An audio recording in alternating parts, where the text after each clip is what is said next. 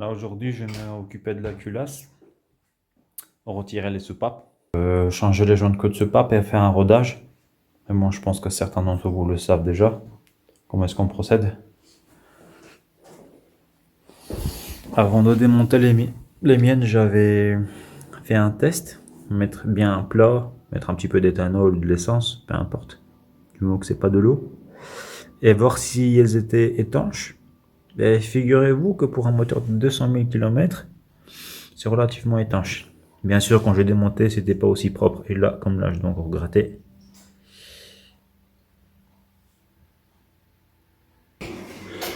Donc, très important de repérer le ressort, qui soit du même sens. Évitez de le mettre dans l'autre sens, parce que ça, certains moteurs, ils ont un sens, mais si vous le savez pas, vaut mieux le mettre dans le même.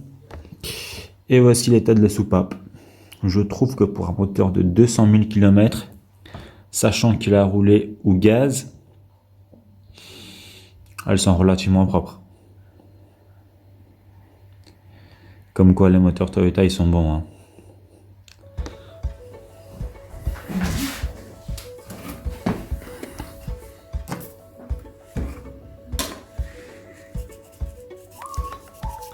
Procédé éthanol.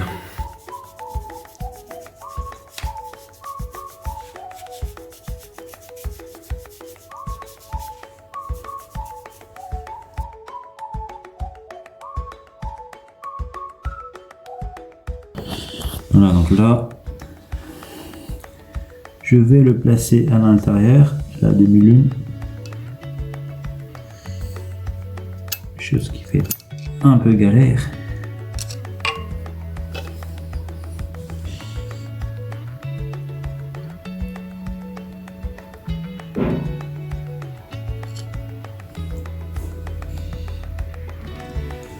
On va placer la deuxième.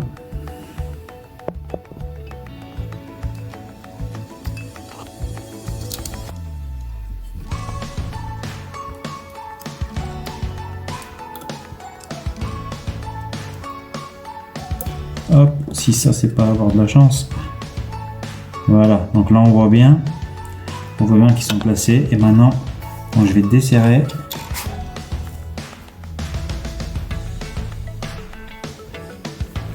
Voilà.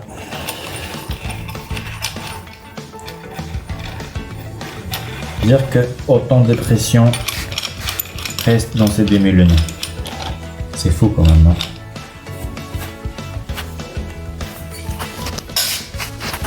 Voilà, voilà.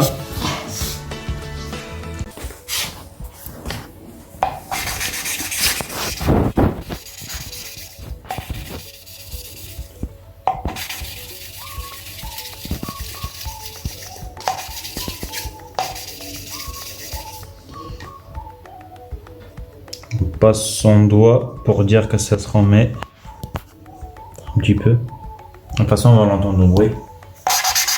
Voilà. En fait, vous faites ni plus ni moins que penser. Hein. C'est du ponçage. Enfin, on dit toujours rodage de soupape, ça a l'air super technique et tout. En fait, non, c'est du ponçage. Ponçage de matière.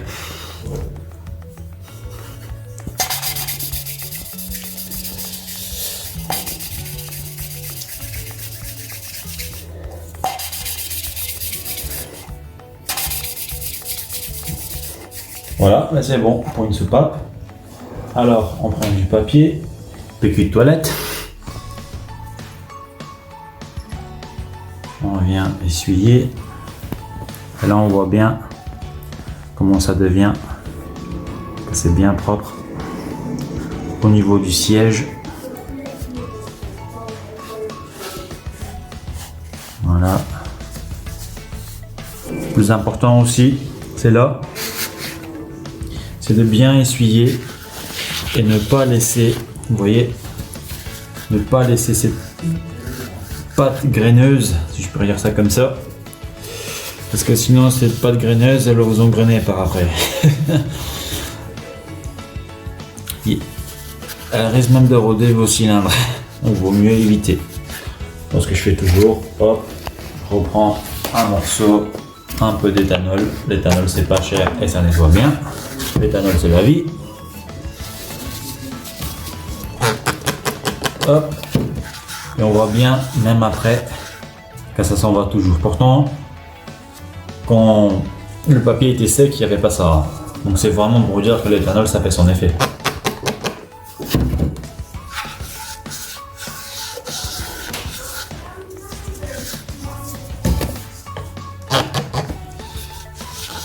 Bon ben voilà, c'est la partie nettoyage. On est bon. Voilà. Bon, ben maintenant il ne reste plus qu'à retirer le joint de queue de soupape. Alors, pour le joint de queue de soupape, ça c'est encore mon astuce. Normalement, il y a une pince spéciale, etc. Et patati patata. Mais moi je n'ai pas cette pince spéciale. Donc ce que je fais, pince fin bec, la fin bec ou comme vous voulez, et je mets là-dedans, je la mets à l'intérieur, sauf que ça sert à rien de tirer en fait vers vous, parce que vous n'avez pas assez de force. Donc en fait l'astuce, plutôt que de venir tirer comme ça, encore une fois, c'est relativement fin, vous n'avez pas assez de prise, donc c'est mort. Vous venez juste serrer.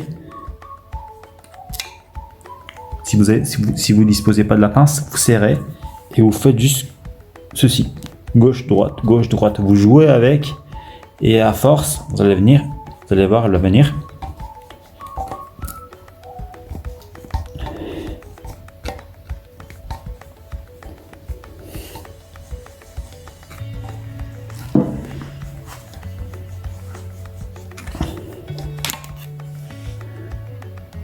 Et voilà.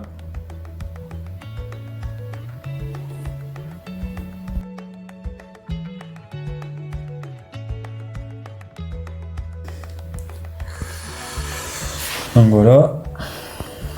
Alors on place, est-ce qu'il y a cette pince?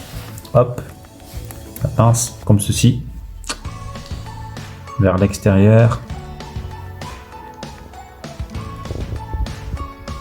On la place dessus, hop, on maintient avec son dos. Quand on regarde la taille, moi ce que j'ai trouvé c'est une douille de 10. Et en fait la douille de 10, quand on la met à l'intérieur, ça vient vraiment à ras du joint de queue de soupape. Comme ça évite de tout simplement, en fait, vous voyez, ça va à l'intérieur, ça évite que ça aille pincer le caoutchouc ou quoi que ce soit.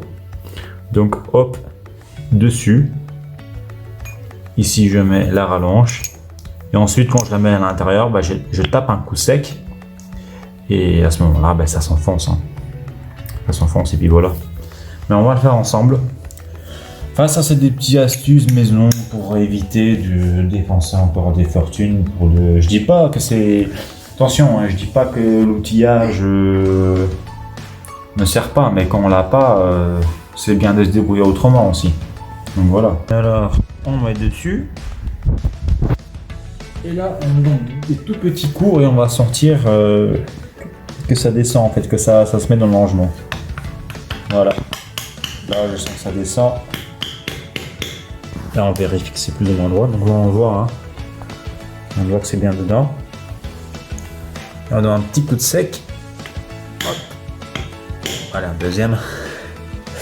Et là, en fait, on place son doigt à l'intérieur pour voir en fait si niveau logement, c'est pas trop écarté. Donc là, on sent bien que le joint il est bien au fond. Donc voilà. Alors. Maintenant, donc comme j'avais dit tout à l'heure, le ressort toujours dans le même sens.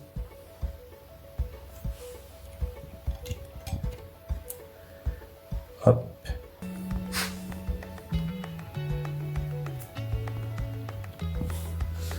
Alors voilà, c'est Alexandre qui m'appelle. Mais Alexandre, si tu vois cette vidéo, je te rappellerai après, mais je pense que cette vidéo, tu vas la voir bien plus tard. Donc elle sort. Hop, on la met dedans et quand on voit ici, là, évitez de pousser un coup sec parce que pour le genre c'est pas, on fait un peu du gauche droit. Voilà, on voit bien que ça s'écarte et hop, C'est comme une femme enceinte quand elle accouche, c'est la même chose.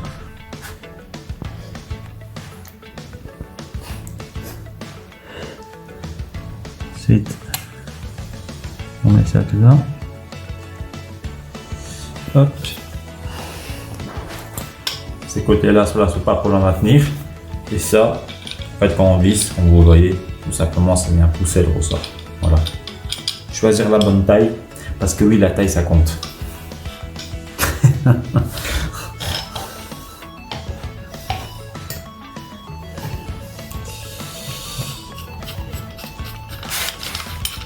On visse, on tourne en rond.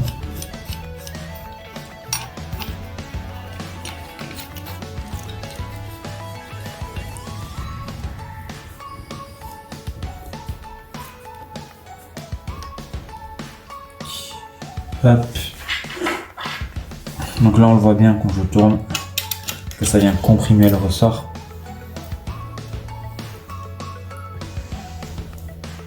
Je filme ici pour voir là comment ça se comprime, pour que les gens ils voient ce que je fais. De près, pas de loin. Parce que loin des près c'est pas bon, mais près de loin c'est bon. Loin d'être près. Alors là c'est nous qu'on est loin d'être près. Voilà.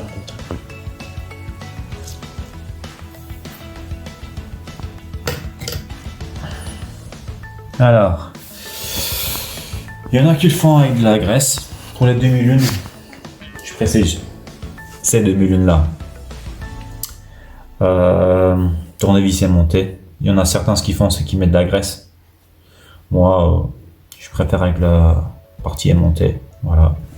Et toujours un tournevis pas loin qui n'est pas aimanté au cas où. Parce que des fois, quand vous mettez celui-ci à l'intérieur et qu'il est dans le logement, si vous voulez le retirer, forcément le feu qui est aimanté, il revient. Donc c'est bien de repousser avec un deuxième qui n'est pas aimanté.